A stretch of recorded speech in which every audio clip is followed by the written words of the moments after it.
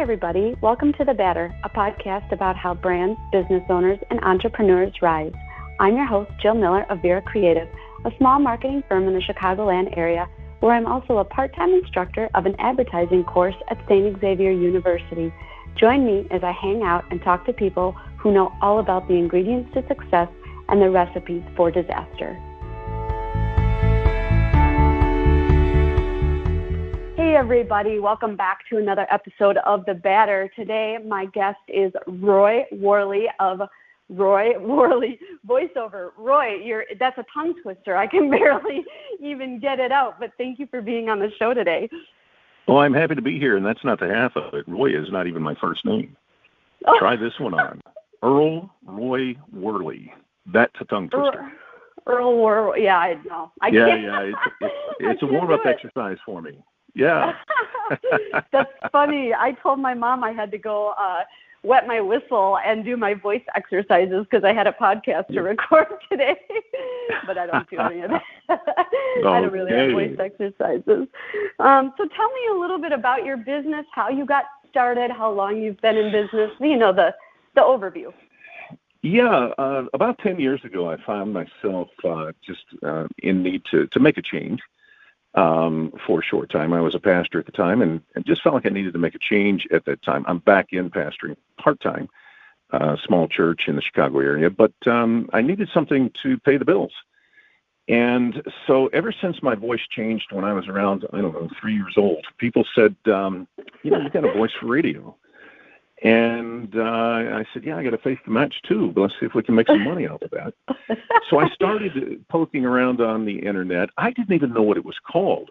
It was just that, hey, those guys that talk for commercials, So I began poking around on the internet. One thing led to another. I got some coaching. I had some demos made professionally. And then a website, and then I started marketing myself. So that's the nutshell version. All right. So let's see.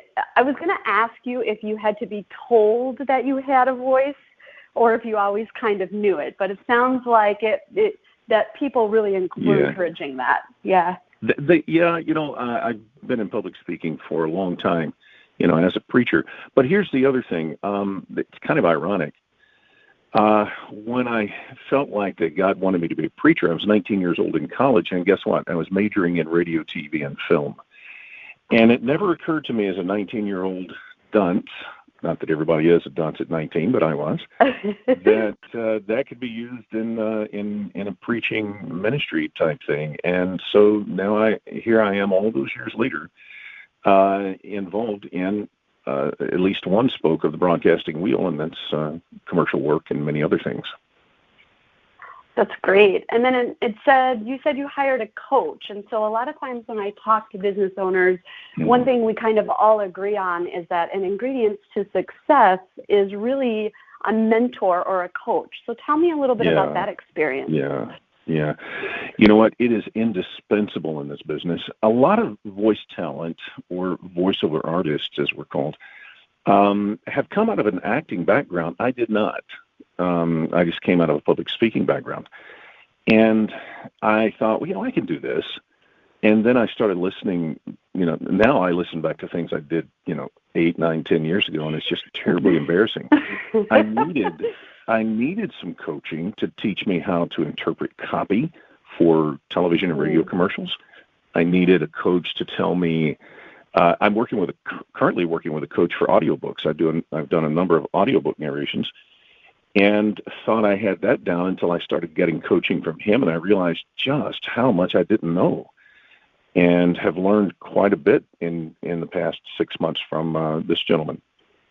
So coaching, I think, is indispensable, and having some peers who are experienced that could be your mentor are also indispensable. I have a number of those as well. Yeah, that's great. So, and then another thing you said that caught my attention was you said you got a website and then you started marketing. What were some of the other things that you did to market yourself? Well, it's I was raised not to draw attention to yourself or brag on yourself. But it's just the opposite in this business, and I would imagine in other businesses as well. But your marketing your service first and foremost. I discovered across the years, you're also marketing your talent, your ability. You're marketing your versatility. And so what you do is you have to have a demo that demonstrates all of that. And the first demo that you create is your commercial demo.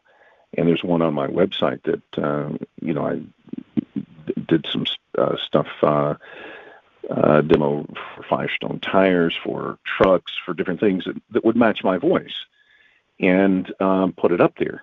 And so then I started looking up on the internet. Google is your friend, by the way. And I Googled, for instance, like if I were marketing today, I might Google video production companies in Louisiana. And boom, there it is. I would go to their websites. I'd find out how they prefer to be contacted for voice talent. I made the mistake one time and didn't realize that I'd done it. I clicked on a Google ad to contact a company, and the guy wrote me back and said, "Man, that costs me money when you do that." So I'm sorry. So I learned the hard way. I even offered to pay for the ad just to get on his good side. Just for whatever it cost him. I think it was $10. Here's a check, man. Don't be mad at me. But I would tell them, here's what I have done. And when you're marketing yourself, I've been around long enough that I've got a portfolio. I can say I've done work for Firestone, 24 videos that I narrated with Mario Andretti. They're on the internet. I can say that I've done e-learning or computer-based training, as some call it, for companies like Tiffany & Company, the jewelers, and Petco, and Flex Steel, and different companies like that. One of my biggest clients, and I market this a lot, is Franciscan Alliance Hospitals here they're mostly in Indiana. And I do all of their interactive voice recordings for their phones, thank you for calling, we'll be right with you, that kind of stuff. Yeah. And I've done commercials for television and radio, as well as computer-based training for them. So marketing is essential, really. Your website is good to have, but you've got to have an internet presence. In fact, I'm currently working with a brand new client. I can't tell the name.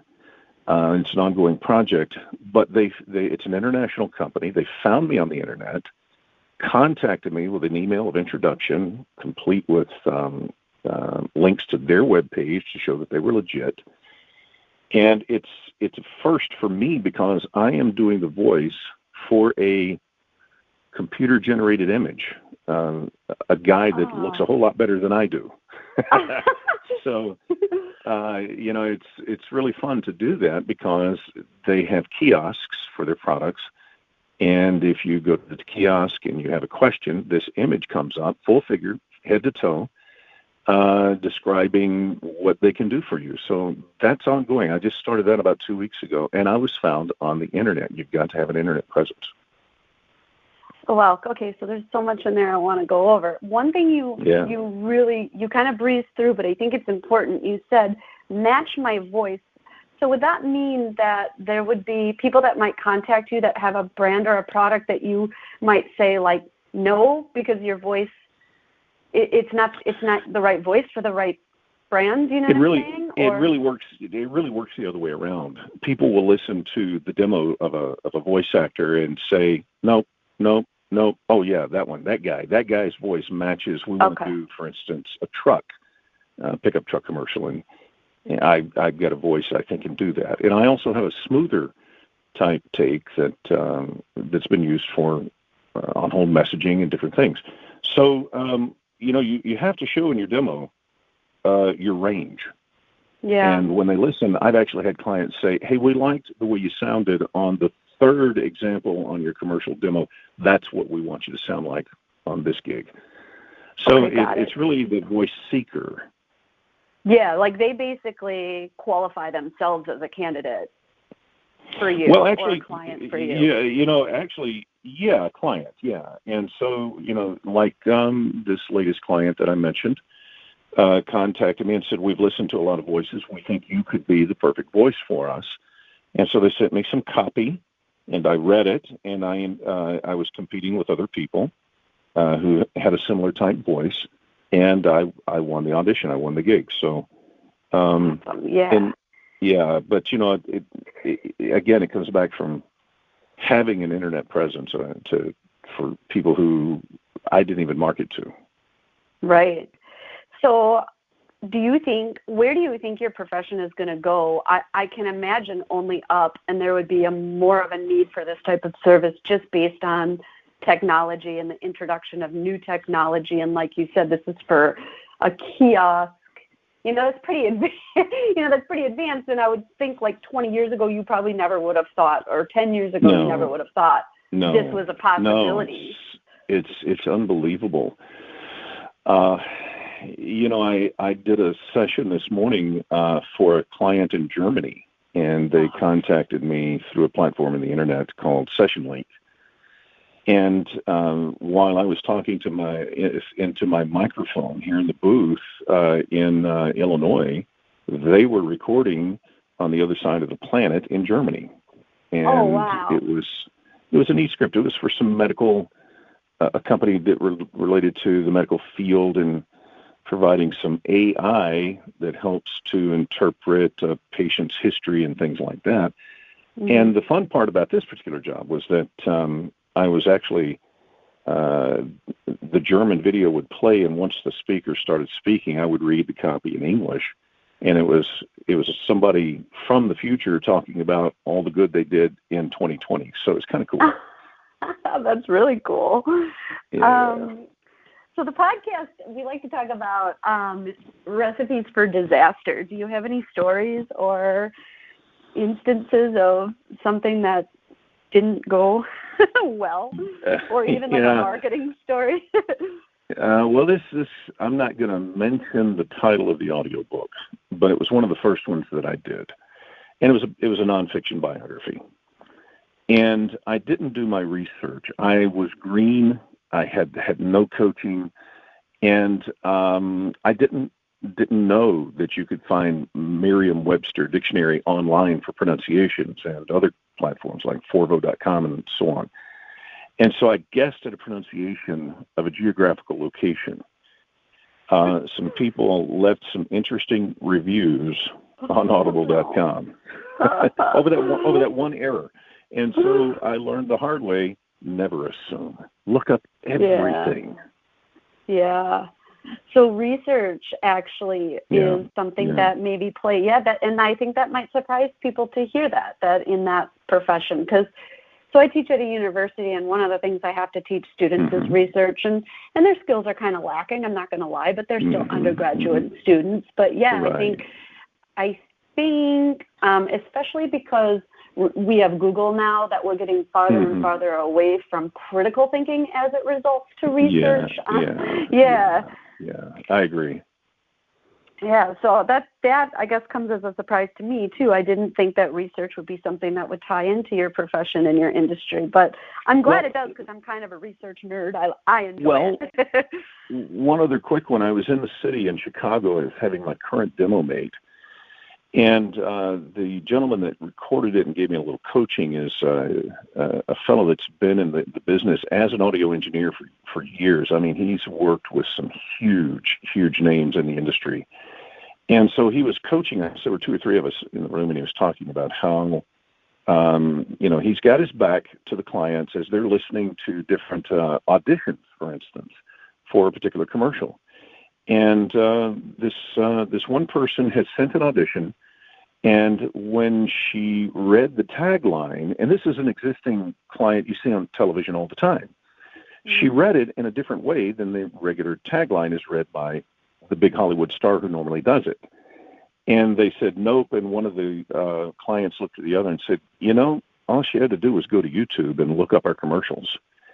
And so, that really was a wake-up call for me. Is like, okay, like even this client that I had this morning, I went on YouTube to get a pronunciation for the company, and it was the first thing that I asked them, how do you pronounce this? I'm speaking it in English, but it's a German company.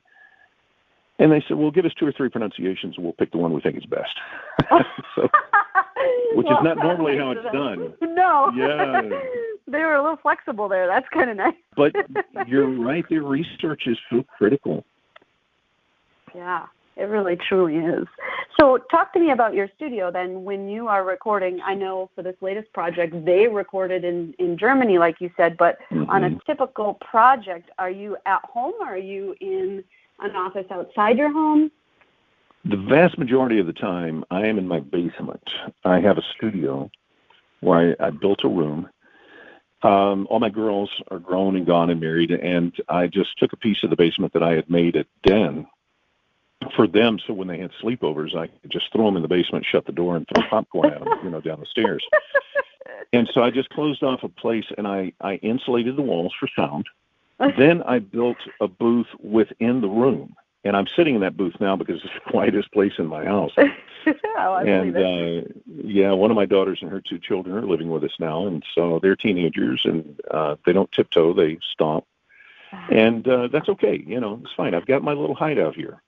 So I'm pretty handy, and I found a plan online, and I built my own sound booth, and it's a box. And awesome. I'm sitting here in it. I'm looking at I needed a monitor, so I've got an old flat panel TV in here. It's about 32 inches, so that's a pretty good monitor, and I can see my recording software and my copy at the same time. And the thing about having your studio in your home is you wake up at work every day. I was going to ask, is it hard to leave the office? Do you spend more time, do you think? Well, the challenge for me is I'm naturally an extrovert, which means I've got to be around people and suck some energy out of them to recharge. And so this isolation took some adjustment. It was an adjustment for me. But when I'm focused on the work, the time passes. I don't think much about it. But I usually quit about, I'm an early riser. I was up at 3:30 this morning. And can get into the studio fairly early if I need to. Usually have some coffee and some quiet time, get my thoughts together and stuff, and then come down as early as I may need to. And so sometimes I'm done by noon, and sometimes I'm done by 2 or 3 o'clock. Wow. And then I don't do anything after that. Yeah. Maybe take a nap. That's what I would do. There's just so long you can talk without your voice giving out. But it's a lot of fun. So what's the average amount of takes, do you think, or recordings or attempts before you get it right? Oh, it just depends on the job. I did a case in the extreme. I went into the city to ARU Studios to record. There was a client in Boston, and they had a connection. It's called ISDN. I honestly don't know what that means, but it works through the telephone line so that when I speak from that studio, they hear it instantly. They're recording on the other end. And it's kind of a dinosaur of technology. It's actually being replaced by the other platforms that I mentioned earlier, like my German client used. Mm-hmm. And so this was for a well-known Italian sandwich shop franchise in that area. And so they would have me do a take and another take and another take. And it finally got up to about 80 takes. Mm. And they didn't like the way that I was pronouncing the name of the company at the end of the line. So they rewrote the line for me, and it came out fine, and blah, blah, blah. So that's the most extreme that I've ever had. The quickest that I ever had is I had a client that was representing Pizza Hut, and I was doing some taglines, and she gave me the idea of what she wanted, and I read the copy, and she said, okay, that's it. And I said, oh, wow. And then we went on to the next one. So the only other time that's happened, I was, maybe a couple of years ago, I did something for Cheez-Its crackers, and went into the studio again at ARU, and the client came in. They were there present, and they said, okay, let's just have a take. And so I did a take, and I could not see them through the window. I could only see the engineer in the video that he was sitting at. I was in a booth. And there was a long pause, and I thought, uh-oh, they changed their mind. They're going to fire me. They're going to kick me out. You know how your mind does stupid things like that? Oh, yeah. And so they clicked on the talk back button and said, Well, okay. We really can't improve on that, but why don't you give us some alternatives just in case? So those are rare. They're very rare. But, sometimes, like here at home in the studio, usually the second take is the best take if I'm sitting in an audition. If I'm doing some e-learning, or also known as computer-based training, once I get into a rhythm, I will make errors, but we have a thing called punch and roll that we can eliminate the error that we catch and, just kind of segue it in very nicely so that you don't know that we've done that, and just move on. And then an audiobook, same thing. Audiobooks, your eyes are going ahead of what you're reading when you're doing that. And sometimes you anticipate that the sentence is going a certain direction, and you say the words and it's all wrong, so you got to go back and redo that. Yeah, I would imagine that an audiobook would potentially be the hardest, just because it's the longest form, and it would be hard to be have that consistent voice throughout the whole thing. I mean, even in one podcast episode, my voice changes 100 times. I'm like a chameleon or multiple personality disorder or something. Yeah. And you're right. You're absolutely right. You have to be focused. And I've had to redo entire chapters. Not anymore, but in the very beginning I did, because I go, wow, where did this exhausted guy come from? And, because it came out in the voice.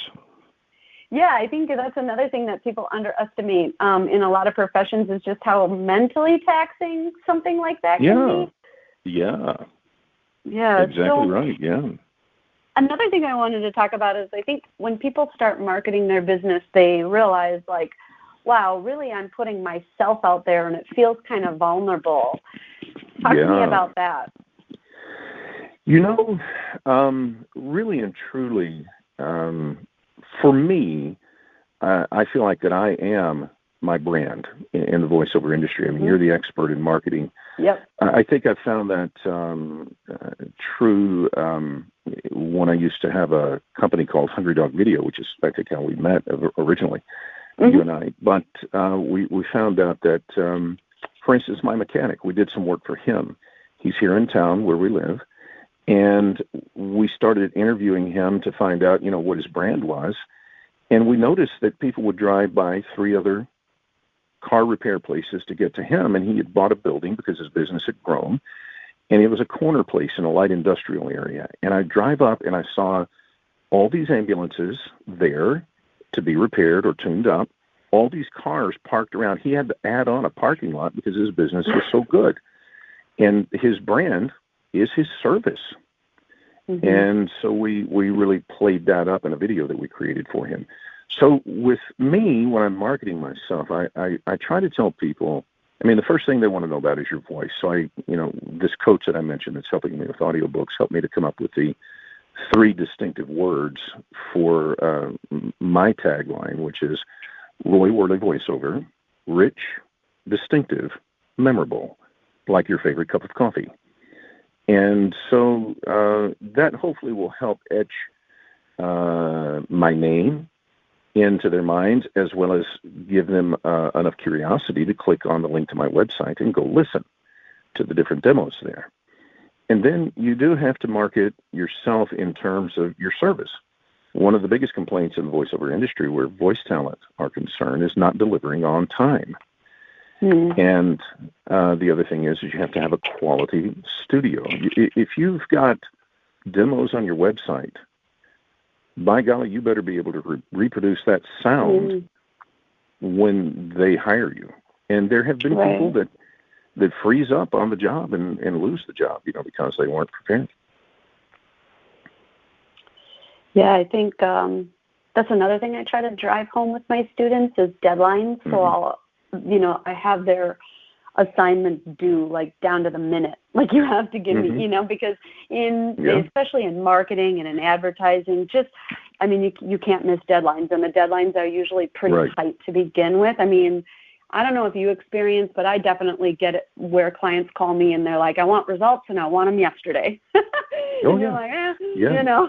So I'm sure there's a lot of people that call in and they're like, we need this now, and maybe there's a little frantic, there. But so just being timely is really important in a lot of professions. Yeah, it is, and you may have discovered this as well. But a lot of times I have clients that are new to hiring a voice talent. And so I have the privilege and really the responsibility of educating them how it works in the business. For instance, take radio ads. One of the biggest flaws or mistakes that clients make is they think, okay, I'm paying a lot of money for this radio ad. It's a lot to them. So I want to cram as much information in there as I can. Yeah. And it's like, okay, this is a 60-second commercial worth of words and verbiage, and you want me to squeeze it into 15 or 30 seconds. Can't be done. And not in sound human anyway. And so, I talk to them and try to convince them. But if they say no, then okay, I'll record it the best I can. I'll take one big, long, deep breath and just spew it out. Yeah, I definitely kind of preach the same thing to my clients. First, be a source of education.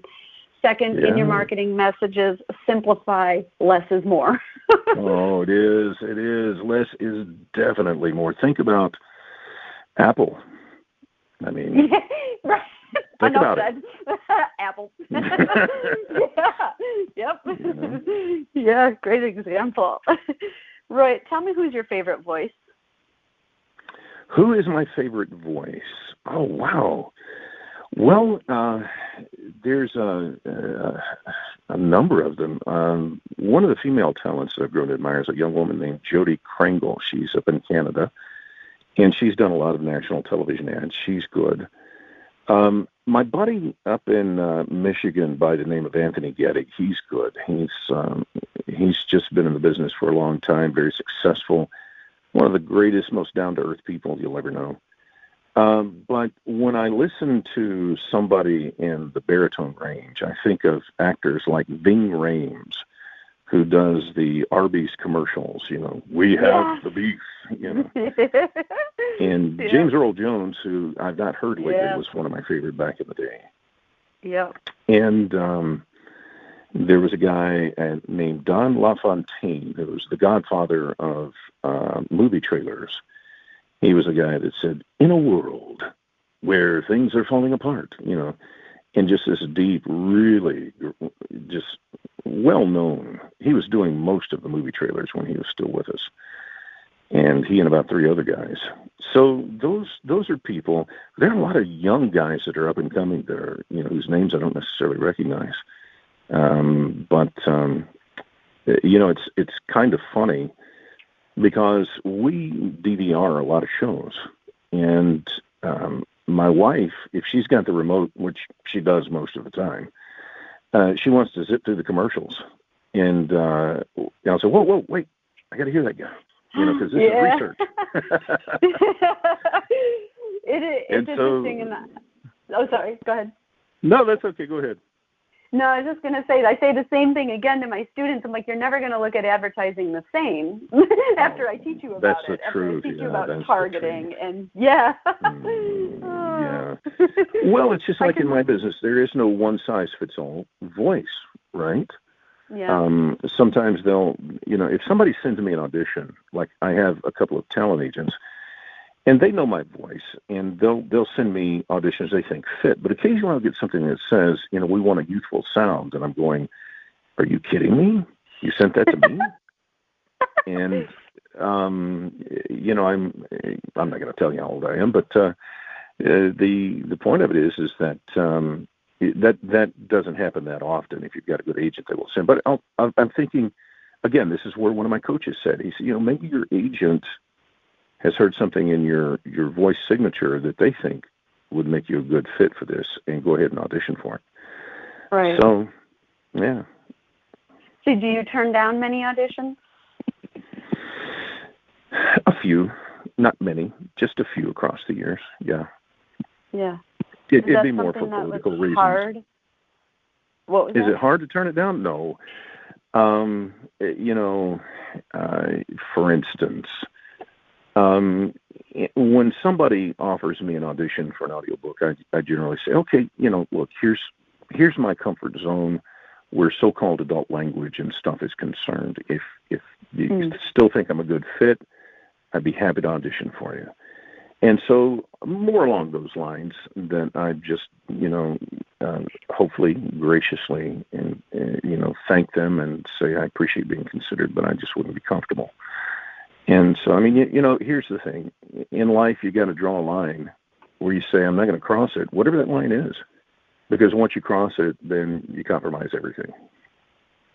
That's a really good point. And I think that you and I are lucky in the sense that if the same thing, if a product or a brand came my way that I didn't stand for, I could say no. I don't have to do it. Right. Where if you're working for a big ad agency and the client comes to the ad agency and you're just, the copywriter or the designer, you kind of have to work on it, and you might have to stretch your moral grounds a little bit. But when you work for yourself, then that's not an issue. So in terms of financials, how do you plan? Because a lot of times when you're an entrepreneur, there's inconsistencies. You might not know when the next gig is coming in. And then in addition, a lot of times I think as an entrepreneur, we underestimate how much money we have to put back into the business, or just how much money marketing takes. So talk to me a little bit about maybe what you've learned over the years in terms of financial planning around your business. Well, this is a question I'd like to skip, but the challenge for us as entrepreneurs is this. We know what we can do, and we love what we do, but the challenge for us is the business aspect, the management aspect. And as a creative, and I am a total creative off the charts, this is where I struggle the most. Now, fortunately, my business has grown in spite of that. I do try to upgrade and set money aside for that, for equipment. I don't have a formula for that. If it's been a real good month and I need an upgrade on a microphone that costs X number of dollars, I'll buy it.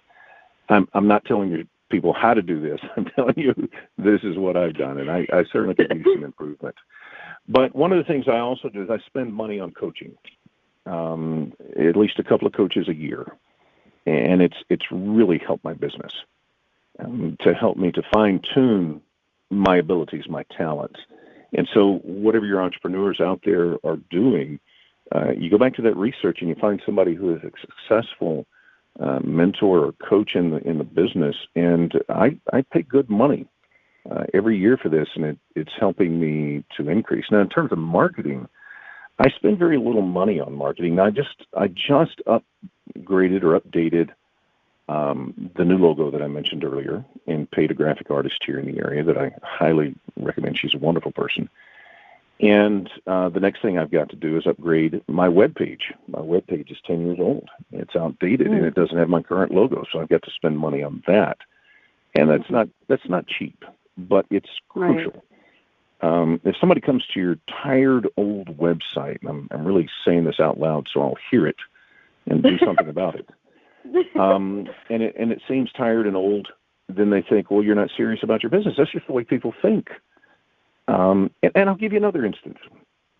Talking about being professional and marketing yourself, I have a client in the Chicago area. It's a fast-growing, wonderful IT company started by a few young guys.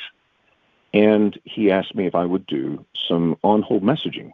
And because they're IT guys, they got this thing figured out, so that I did 4 different recordings to talk about their 4 different emphases or services that they provide. When you call the company, you're going to be put on hold for 30 seconds, and you're going to hear me talk about one of those services. That's a commercial, right? Yeah. So they spent some money on that. Well, we were at a networking group is where I met him, and he gave a shout-out to that work in this way. He said, I was in the car. I had my boys. I was taking them to baseball practice. I called the office. They put me on hold. He said, Roy's voice came up. And my youngest son said, wow, Dad, now you sound like a real business. And the point of it is that people out there may not think these things out loud, but it becomes a first impression, or either a positive or a negative impression. You talk about your on-hold messaging. You talk about your web page. You talk about how you present yourself, in a professional manner. But, the current trending, at least in my business, is, don't go on LinkedIn and say, hire me. Try to be personable. Reach out. And that's something I really need to learn more about, so that, you make a connection on a human level first, and then move into the professional. So I may be talking to you over coffee sometime about that. Well, I just said this on another podcast too, but I think consumers have always been pretty savvy, and I think they're getting kind of tired of kind of cold, impersonal brands, and we are looking as a world, I think, for deeper connections. And it's weird because on one hand, we're looking for deeper connections, and on the other hand, culture is moving us away from deeper connections with Facebook and social distancing and, social media, behind the screen versus face-to-face eye contact, interpersonal communication. So it's very interesting. Yeah. One of my last questions for you is, what do you want people to know, just in general right now? What's your message for the world? For the world? Yep, the whole world. Well, I'll just say this without getting too heavy in it. God loves you, and you should seek him out. Then also sit down and talk with people. Sit down and listen. Don't assume that what you see or read on one of the social media is the final say of what a person says. And if you're writing stuff, be careful about what you write. There needs to be a lot more just conversation and not all this sniping that's going on. So that's all I'll say about that. Yeah, I agree with that for sure. Any other recipes for success or ingredients for success or recipes for disaster that you can think to share? Well, the primary ingredient for success is hard work and diligence. Yeah. Those two, the opposite of diligence is just floating. Don't float. Get up with a goal every day, several goals. And, what can I do to add to my business today? That will help me to become a known entity out there on the internet. Make sure that you can be found. Make sure that you're letting people know that it's a lot of work. The marketing for me is the absolute hardest thing to do because it is it's not a creative thing, and yet it is an essential thing. And so for me as a creative, that's the thing I struggle with. But it was primarily because of marketing and that I did early in, that I got a presence on the internet, and now people are finding me. So. Yeah, I was going to say, when you were talking about marketing and websites, I find it so disheartening when you Google something and then their website link is actually to their Facebook page. I don't know why, but that just I don't know. I'm just automatically disappointed. Maybe that's my age showing a little bit. But. I know, but and also for somebody's web page and there's cobwebs on it, that's another signal. So. Oh yeah, You can tell when a website was like one of the first ones ever built. Yeah, absolutely. Yeah. Okay, well, I just want to thank you for your time today. I love talking to you. I love listening to you. I definitely think that our listeners are going to enjoy this. Tell everybody where they can find you and how they can connect with you. Okay, you can find me on Facebook and Instagram and Twitter, and Roy Worley, Voiceovers on Facebook. And I had all that up on my screen that went blank. I think Worley _Roy on Twitter, and maybe Roy Worley VO on Instagram. I'm not sure. I should know these things. I told you I really stink at marketing. I try to post real stuff on Instagram. I'm a gardener. I like the flowers, the trees, the birds, that kind of stuff. But my webpage, if they want to hear demos, is royworleyvo.com. And I will put that in the episode notes as well, so people can click on those and find you. And again, I just want to thank you so much for your time. I think you're obviously so talented. And again, good luck with your business, and thanks for being on the show. Jill, thank you so much.